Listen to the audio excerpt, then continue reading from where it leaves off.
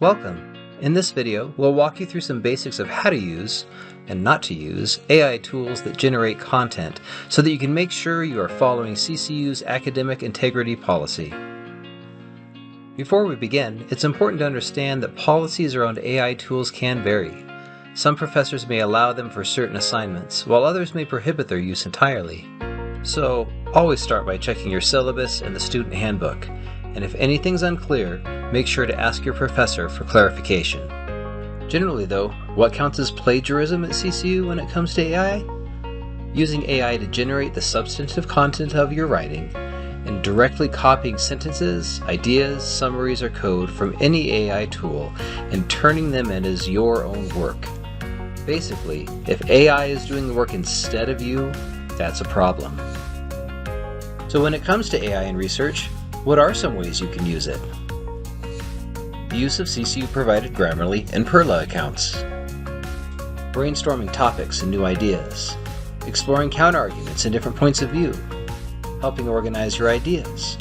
Analyzing and processing data sets and assisting in statistical analysis. Evaluating sources, and suggesting keywords to use in your research. So what's off limits to use when it comes to generative AI? Basically, the use of any AI tool that generates writing for you. This can look like putting your assignment prompt into generative AI to have it produce content, putting your work or another student's work into generative AI for rewriting or paraphrasing, copying AI-generated content like ideas, summaries, sentences, or code, or using non-CCU Grammarly accounts. Every assignment needs to be in your own voice, with your own ideas and style. Your work ultimately is a product of your own mental activity. It's important to note that accuracy can be a problem as well with AI. Often we encounter AI hallucinations, when the system confidently gives you information that sounds real, but is completely false. That goes for information and also for resources that you might find to use in your paper.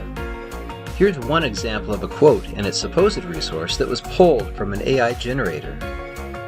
Now this sounds like a convincing study and source. The problem is that 1. Elaine Worthington does not exist as a published academic in this field. 2. The book title is completely fabricated. 3. The quote is entirely made up.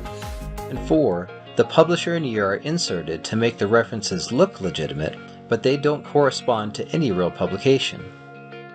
This type of hallucination is common when AI tries to provide academic support without access to verified sources. This highlights the importance of always checking the validity of sources and quotes, especially when using AI-generated content in academic contexts. This is just another important reason why the CCU library is an excellent way to find quality, peer-reviewed sources. If you find a resource elsewhere and you're unsure about it, make sure to verify it by checking it against the CCU library databases. So use your own words, your own ideas, and your own voice. That's what your professor wants to hear and how you will grow academically and even as a person. You made it here and you've got what it takes. So make sure to do your work with integrity.